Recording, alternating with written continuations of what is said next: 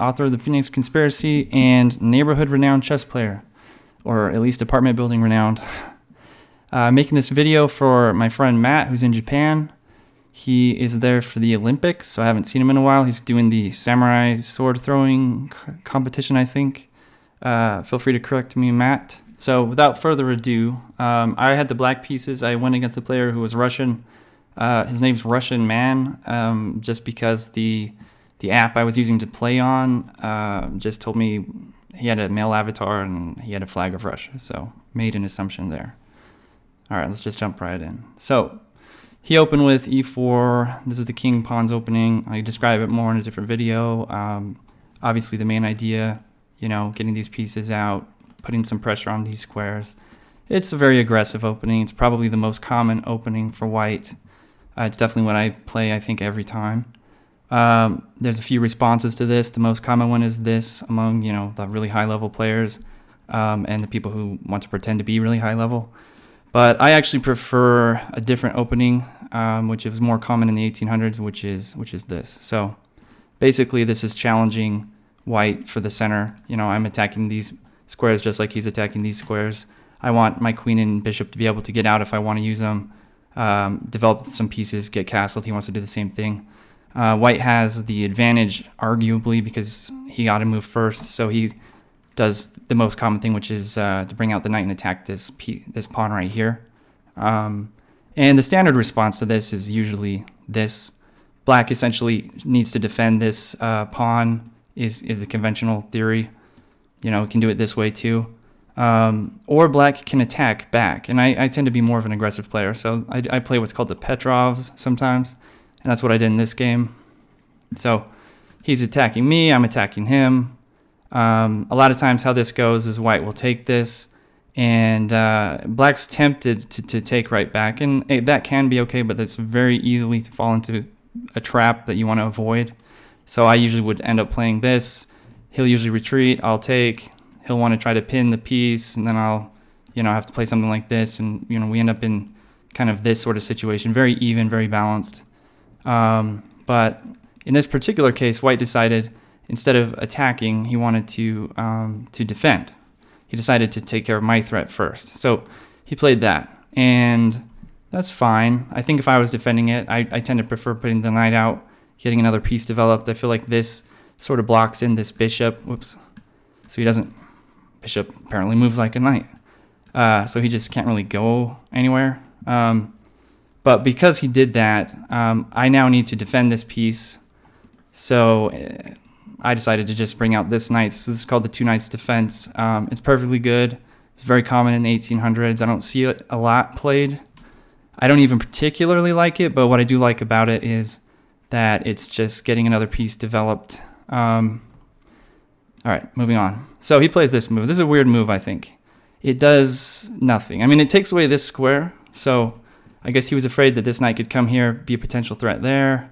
This bishop sometimes comes here. A lot of times this knight will come out, and then the bishop could pin the knight, maybe trade, maybe double up the pawns, which is really not that big of a deal.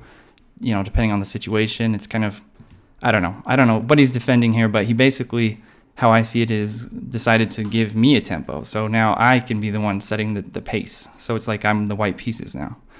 So I decided to attack the center.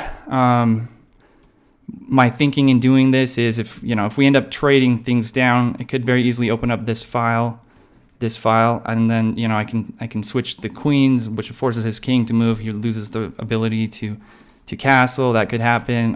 Put more pressure on him.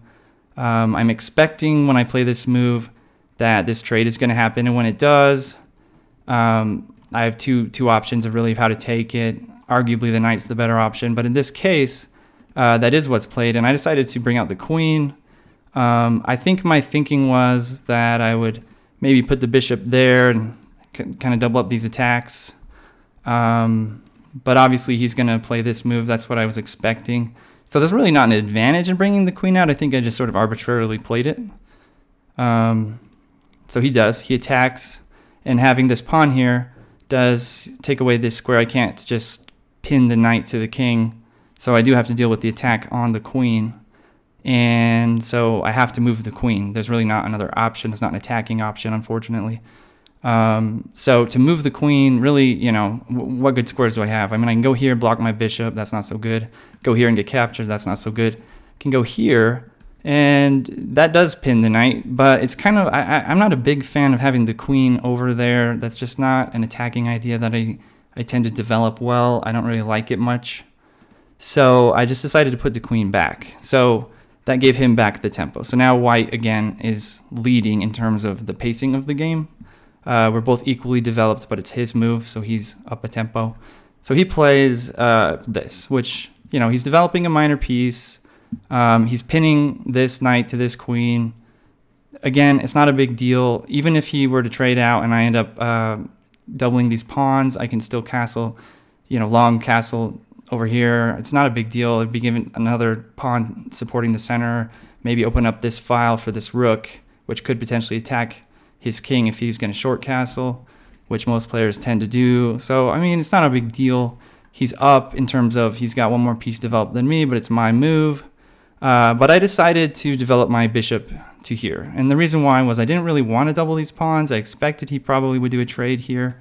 More importantly, though, I needed this bishop gone so that this king can castle. That's just the next part of the development. And this is considered a developed square for the bishop.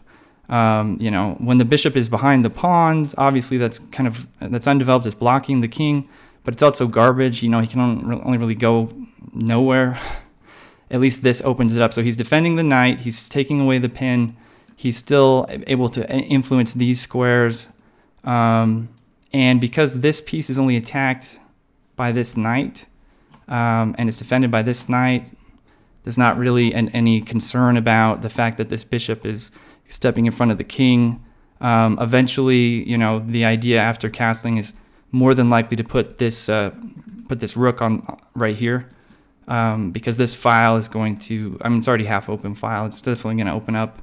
Most likely he would do that too.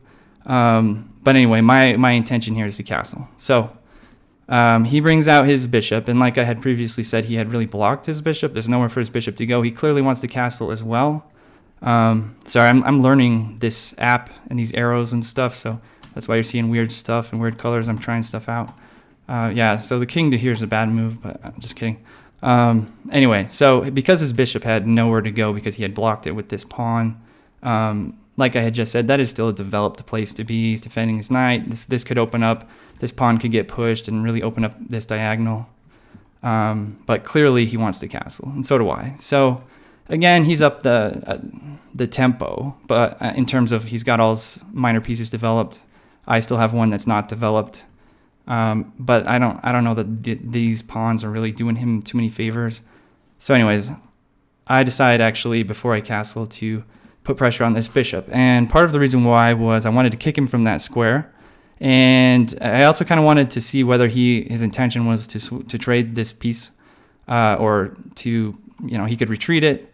Very commonly, white will play this here, especially if this pin were still a pin that mattered, like if this bishop wasn't there, because that can potentially tempt black to doing something like this, which is not always bad, but if you're going to castle that way, you're really exposing your king to a lot of threats. This can be a difficult pawn structure to really make useful. And so that's what I often see. But this move, I hadn't decided for sure that I was going to short castle. I was also considering some ideas where I long castle and have a threat depending on what he's going to do, how he's going to develop. But my thought was, well, let's see. Let's see if he's going to make this trade or not. So he does, actually. And so I obviously, because I had put that bishop there for that purpose, that's what I capture with. So at this point, he's still ahead in development. Neither of us is castled, but it's a pretty equal game. He's only up a tempo. I mean, I could develop this piece in one turn, and then this piece is not super well developed because until these move, he's got nowhere to go. And even though he's supporting the knight, he's just not able to do much. My bishop is a lot freer. He can attack this diagonal, supporting this pawn, and then he can come back easily and start doing damage over here. He's supported by the queen. There's a potential threat with that. Oops. So I'm fine with this. I actually still prefer black, even though white's up a tempo. If you put it in a computer, I think it would say it's pretty equal. He castles, so do I. Again, it's a really kind of an important idea is to develop your minor pieces, which again is your bishops and your knights. And by develop, it means get them off of their original square, get them somewhere on the board where they have some influence. Like this knight, for example, this is a great square for this knight because, think about it. If he's here, he has influence like only on 2 squares because usually there's a pawn here. If he's here, his sphere or his squares of influence, however you want to describe it, obviously he can influence so much more of what's going on the board. So it's just a good square for him. So you want to get those pieces developed, and then you also want to be able to connect your rooks. Sometimes whether your queen's still back there or not doesn't really matter because she can behave like a rook.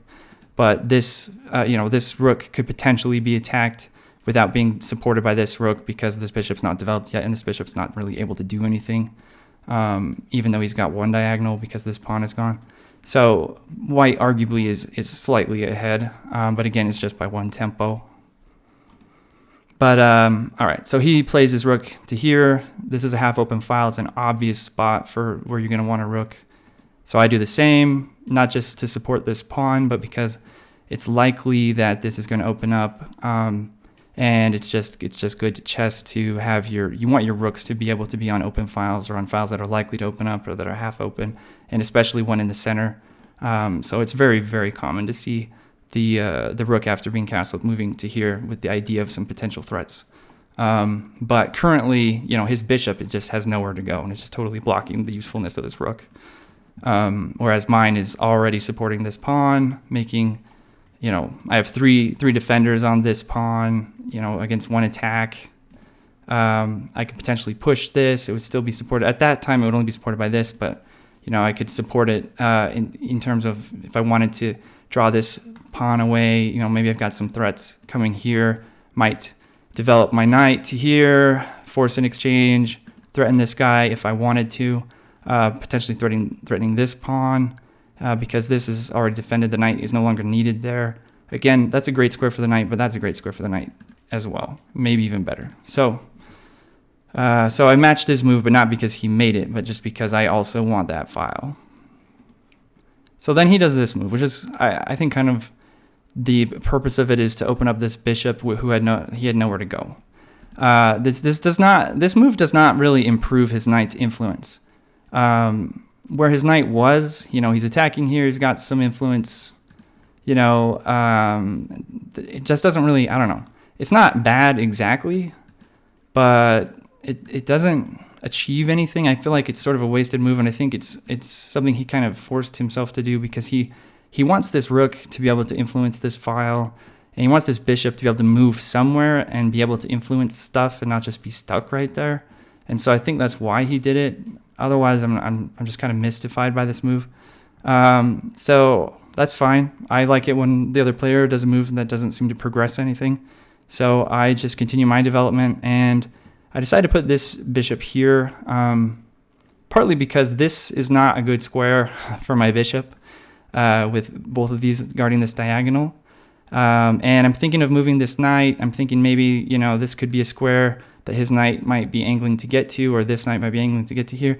But really, I'm thinking I want to keep both my options open. I want to connect my rooks.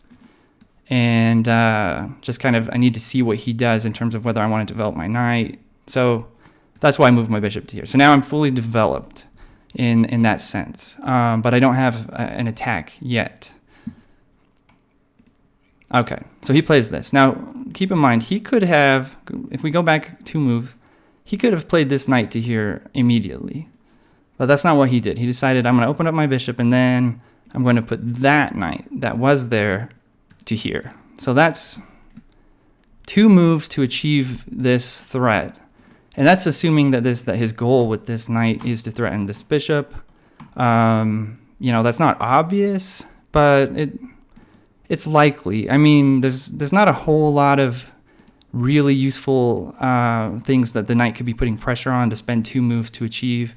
This knight could have done that immediately. I'm not exactly sure why he decided to, again, it must have just been so that he could develop this bishop, and this knight was in the way. And so now that he got the knight out of the way, he decided, I'm going to move the knight here. That's a good square for the knight that threatens this bishop. It's not really attacked by anything. It's not easy to attack. I can't be dislodged easily because this, there is no pawn on this side to kick it off. And this pawn is not able to because it's blocked by this bishop. He's got this potential threat. I know some players think bishops are worth more than knights or vice versa. And, more officially, the higher level play, you can get into arguments about why and when and what's a good bishop and a bad bishop. And I'll talk about that in a different video. But for our purposes, knights and bishops are essentially identical. I mean, for a given situation, one might be definitely better. But I don't mind this trade if he wants to make it. I actually think it's fine. In a way, it might be good for me because that's a good square for his knight. I don't want his knight on that square. I don't have an easy way to dislodge him. And this bishop of mine is green, so he's a good guy. Even though he's developed and he has options, he's not achieving anything. So I don't mind this trade, but what I don't like about this trade, if he goes for it, is, let's suppose, I wish this would let me do that. Okay. Let's suppose he does this trade. All right. So I'm going to this is not the move that I played. I'm just doing this so that the board will allow me to look at this. So if he captures here with check, I don't really care that I'm in check. That doesn't matter unless, there's some other related threat, or obviously a mate threat, or, it doesn't matter because this piece is going to get captured. It's tacked. He knows it's going to get captured. And, I have these two choices. That's the more obvious choice. But if I wanted to, I could take it this way. And the fact is, the check doesn't really matter. He just wants to kill off that bishop if he's making this trade. And but here's the thing. I saw this position in my mind, and I thought, well, not with this because I wouldn't do that. But with the queen ending up here, and I don't feel like that's super useful, especially after losing the dark bishop. I don't love that idea. There's just not, the queen is going to have to make another move to be that useful. This isn't achieving much. I mean, this could potentially move and be a threat here if this move. I mean, I just don't like that. So instead, I realized, well, if he's going to make this trade with me, I would prefer that my queen end up here. And the reason why is because I want to have the queen attacking this file where the king is, with the potential follow-up threat of this bishop to here. This pawn could not capture that bishop if my queen is on this file, matching the king. And I could start to begin to build like a real threat to his king, possibly win the game. So I played this move, and it's up to him. I don't know for sure that he was going to care about this trade or want it. I mean, this is a great square for the knight, and the resulting position with my queen there is actually pretty good for me.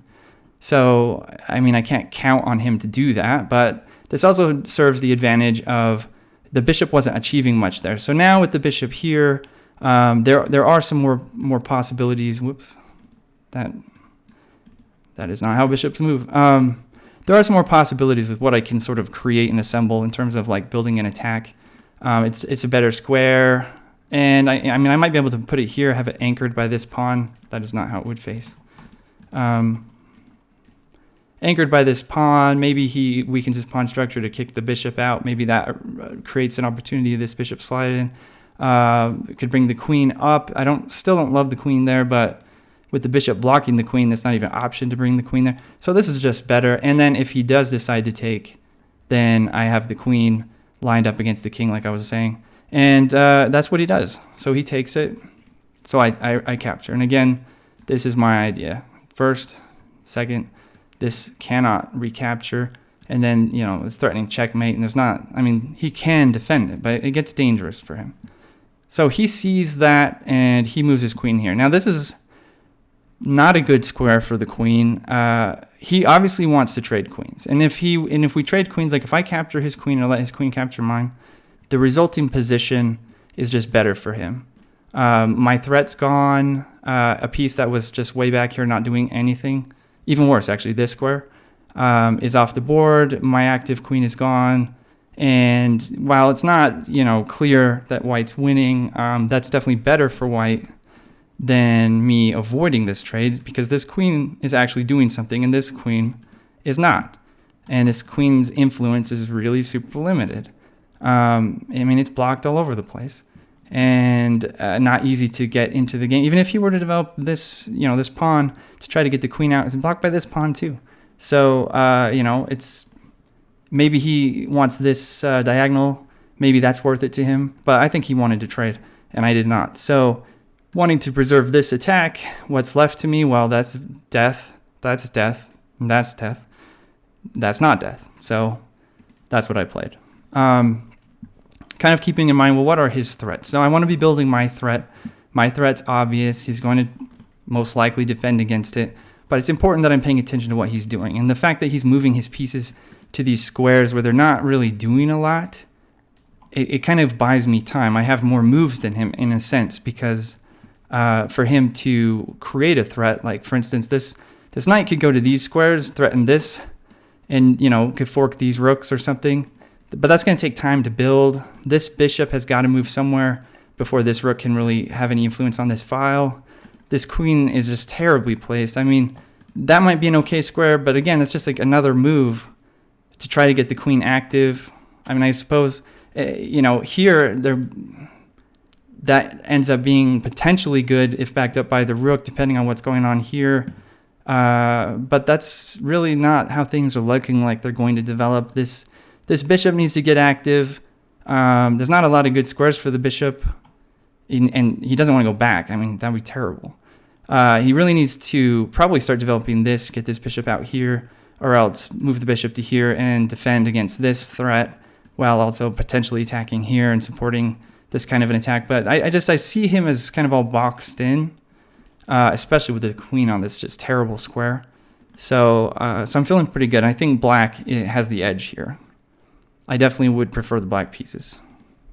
Okay, so now he does this attack. Now, I don't think that that's the best square for him, but it's clear that his attack is aiming to try to get one of these rooks, or threaten this pawn, maybe win one of these rooks. Trade the knight for a rook is called winning the exchange.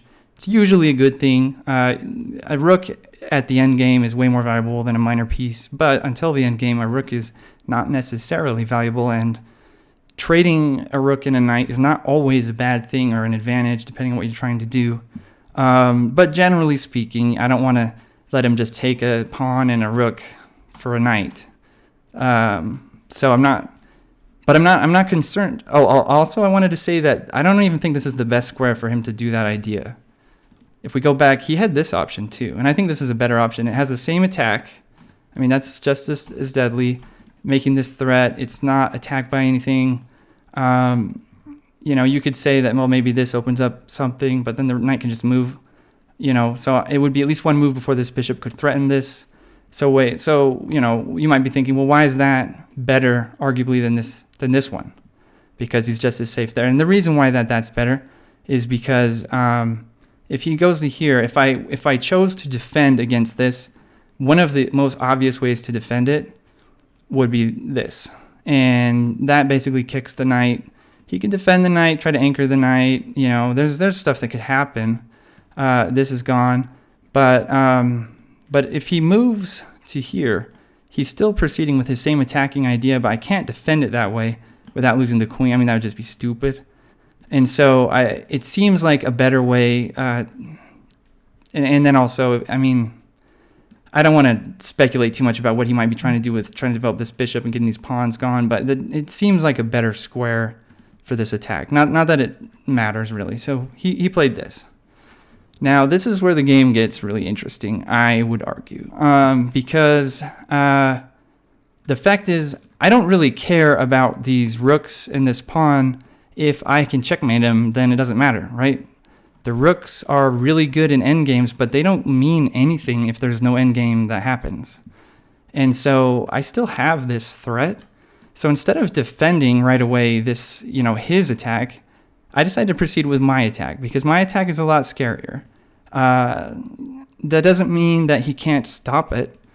And I need to, when I'm imagining this position in this attack, I need to be thinking about, well, how is he going to stop it?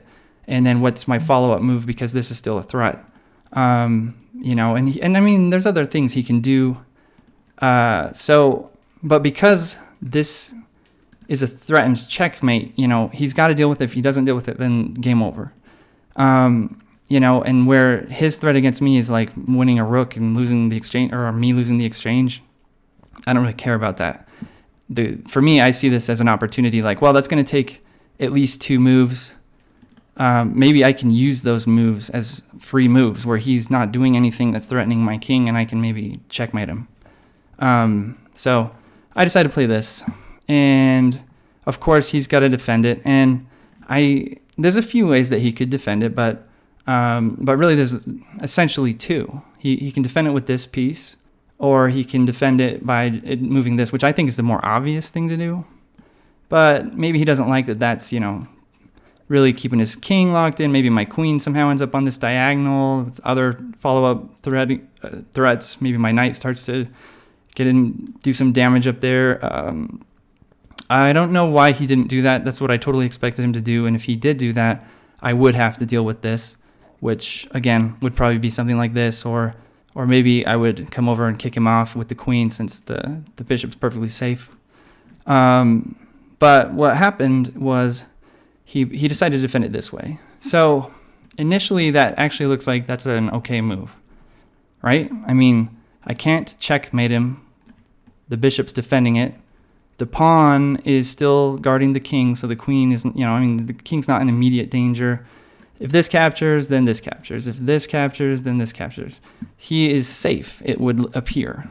But also keep in mind, because the queen is still on this, aimed at the king, this pawn is anchored here. So that means my bishop is safe too. So I don't have to retreat the bishop. So I got thinking, well, I actually want to proceed with this attack. And while the bishop is sort of countered by this bishop, what could be just as good as a bishop in this, pressing on this attack would be a pawn. So I actually decided I don't care that he does this move and then probably that move. That's 2 moves I can move for free. And I see this position where potentially I could continue my threat in a way that would be unstoppable, and if all he does is just go for this bait and take these pieces I don't care about. Okay, so then I play this move, which I'm pretty sure if you put it in a computer would say it's a blunder. Because I'm not defending this threat, I'm going to lose a rook. And my threat that I see can still be stopped. But my thinking is I'm going to keep advancing this pawn. Then I can trade off this bishop, if it were to retake. If my pawn is here, it can act as a bishop, and then he can be in some real trouble, which I'll show you in a minute. And I'm kind of counting on him to do the obvious moves, that move and that move. And if he does play those 2 moves, that buys me 2 moves to advance to where I need to be, which in this case is up 1 more square to initiate my attack.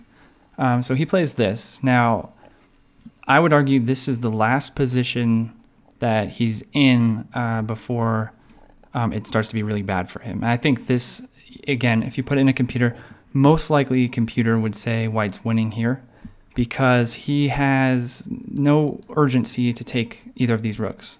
My attack is sort of counting on him being a human and then attacking, giving me that 1 more move that I need. And he did the most human thing he could, which is to just proceed with his attack, take that rook. I mean, why not, right? Is what he's thinking.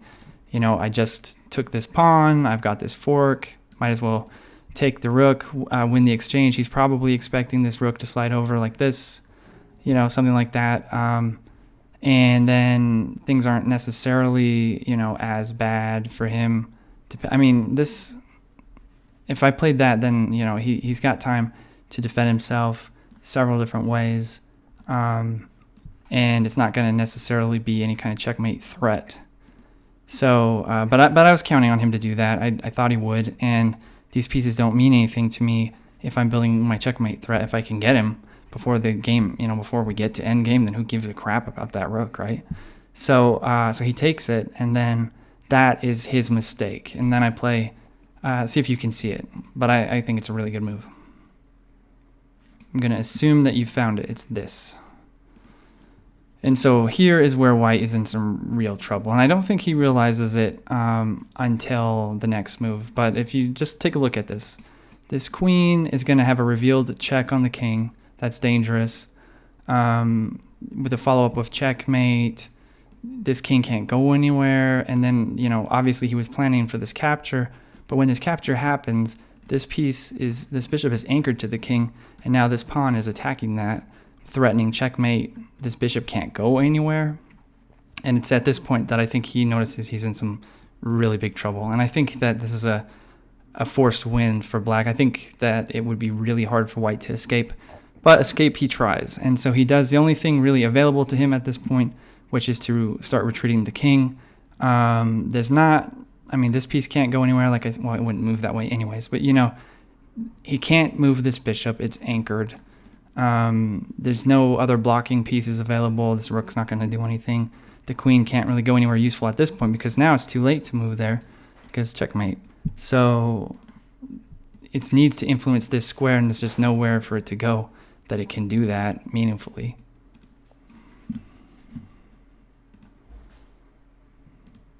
So he tries to escape, and that's where he goes. So now it's tempting to take with this pawn.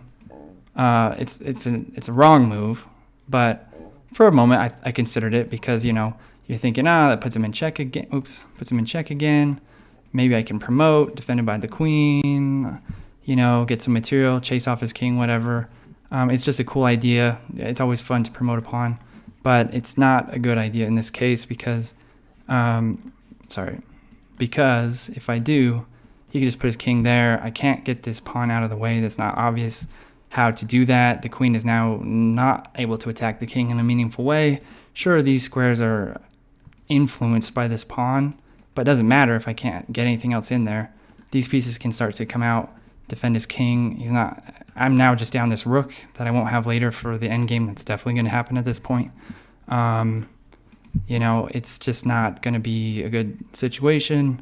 It wasn't worth it. But attacking with the queen is worth it because that takes away that square, that puts him in check, that forces this move. And so at this point, I know what he has to play. It's the only move available. And so I can count on his king coming to here. And when he does that, I can move my knight there, put him in check. And I just sort of envisioned that I could force the checkmate or else corral him into a position where he couldn't escape, essentially forcing the checkmate.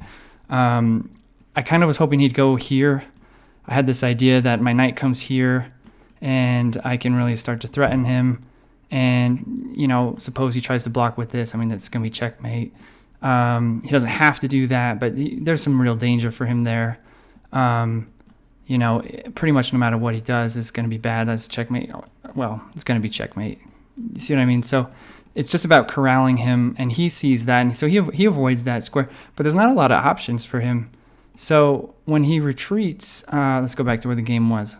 So when he retreats to here, and I play the knight move that I just described, checking him, he wants to avoid this square, and he can't stay where he is, and that square is taken. So, and obviously that square is taken. So really, it's just about minimizing his options and then forcing him, through checks. I can't let up on him because if I do, and he gets one of his pieces in the game, then that takes away this whole attack from me.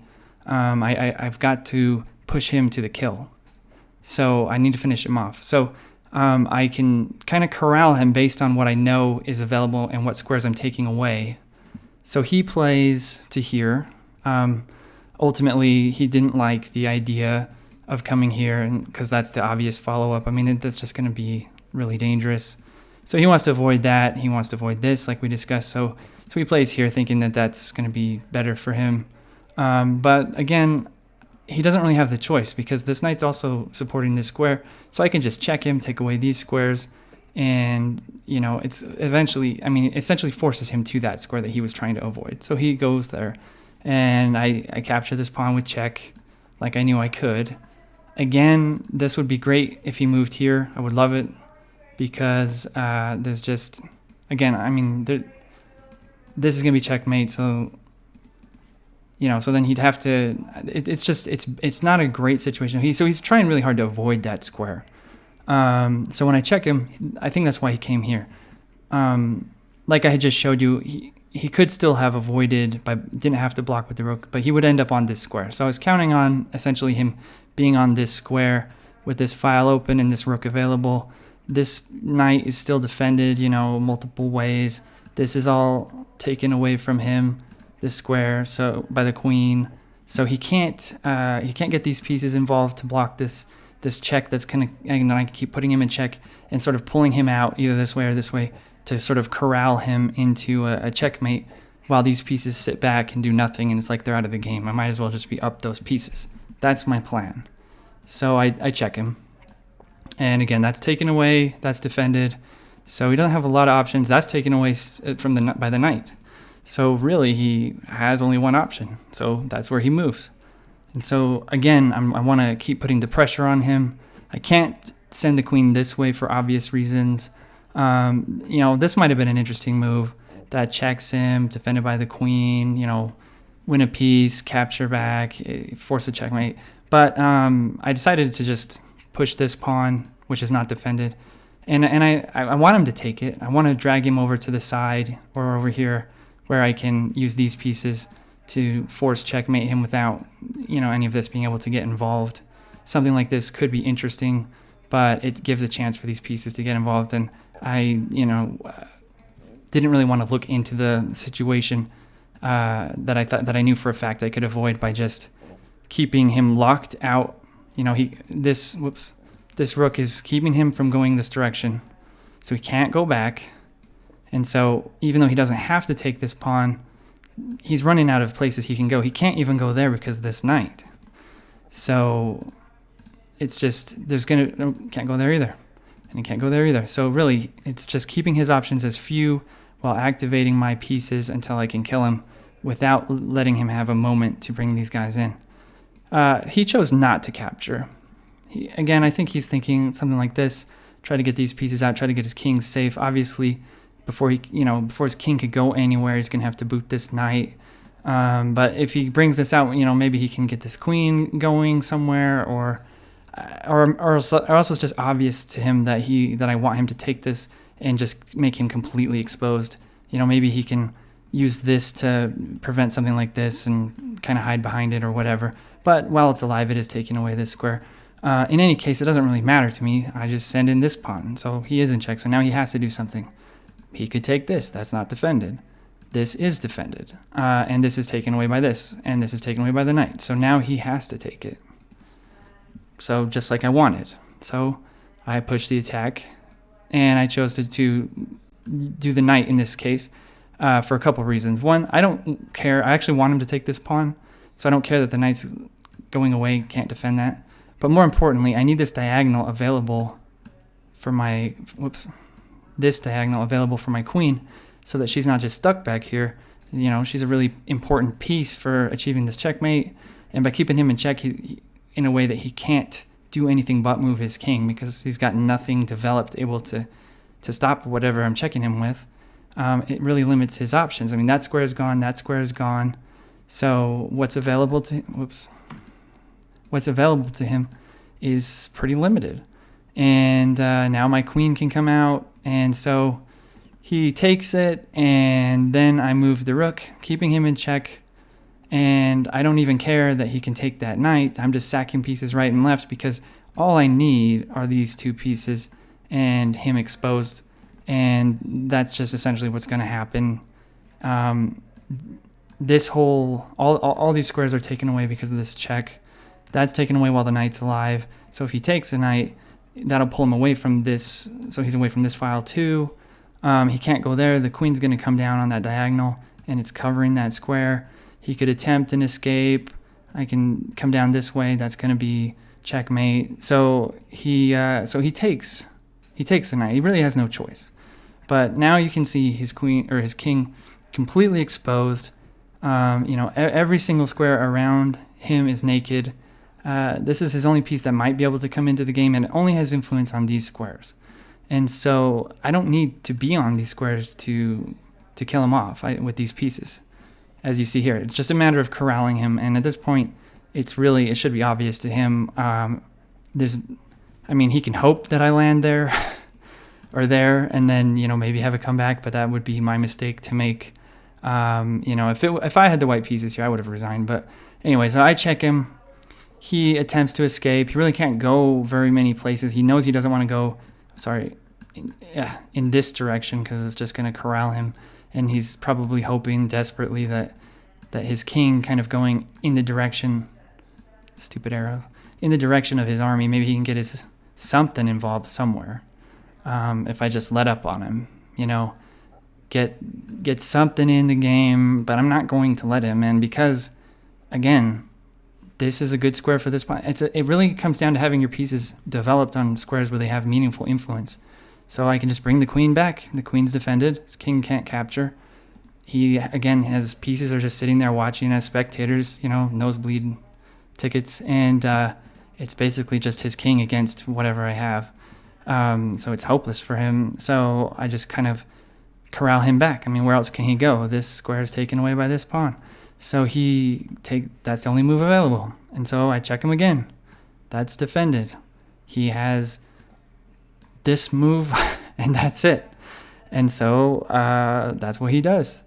So I check him again. And again, I'm avoiding this square on purpose because I don't want his knight to get involved. I just want to kill him off, and this is clearly a one game.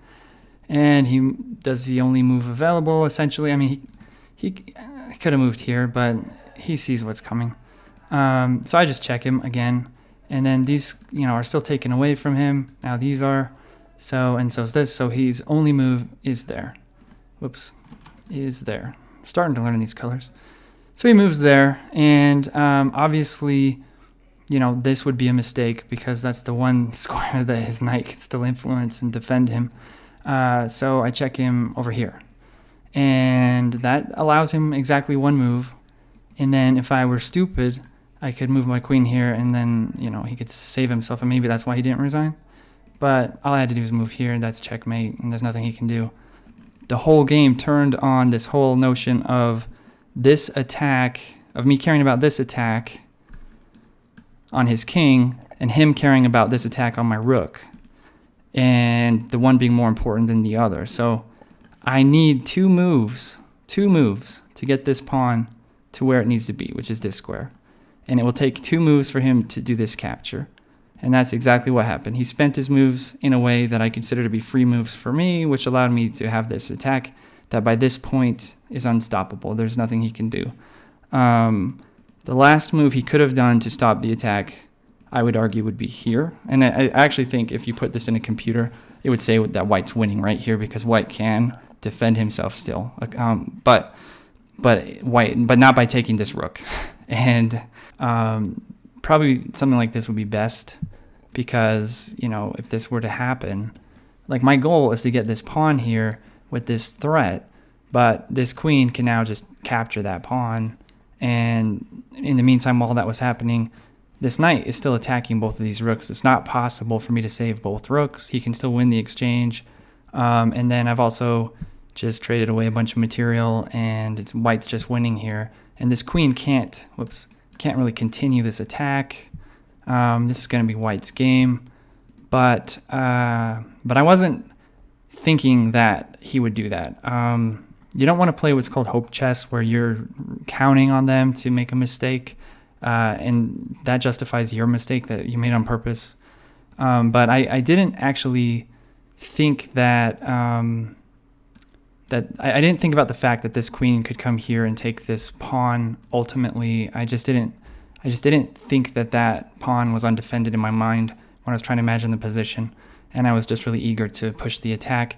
And he didn't think about it either. And because he takes this rook at this point, it's going to be game over for him. I think if it was a computer, it could probably tell you, forced mate in 17 moves or whatever. I didn't know for a fact that this was a forced mate. It just really, really looked like one after this move. So yeah, I just proceed with my original idea, which was this, my pawn making it possible. Don't really care about this because it's not a threat to my king at all.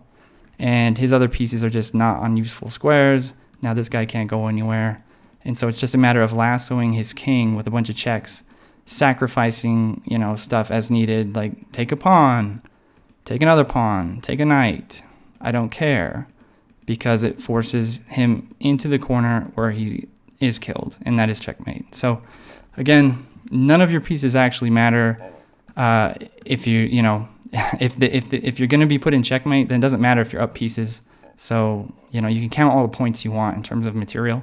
That material is useless to you if your position is not able to be supported by it. So anyways, that's the game. Matt, I liked it because it reminded me of like Paul Morphy, kind of a chess hero of mine, you know, another failed lawyer who died in his bathtub, and I'll probably die in my bathtub when I'm 40. So, you know, I relate to him. But no, he was the first kind of American chess genius, and he was kind of known for open games, which I prefer, and sort of like sacrificing pieces and these sort of dazzling victories. And this is probably, you know, nowhere near his level. It's like a joke to even probably compare myself to that. But because it felt like a Morphy type of game where I'm just sacking pieces right and left to force this crazy checkmate that he didn't see coming, I really liked it. And so that, anyways, yeah, this video was made for Matt because Matt would not look at the PGN, even though I told him to, because he's too busy training for the samurai sword throwing contest in the Olympics. But he watches YouTube videos. So Matt, this was for you. Hope you enjoyed it.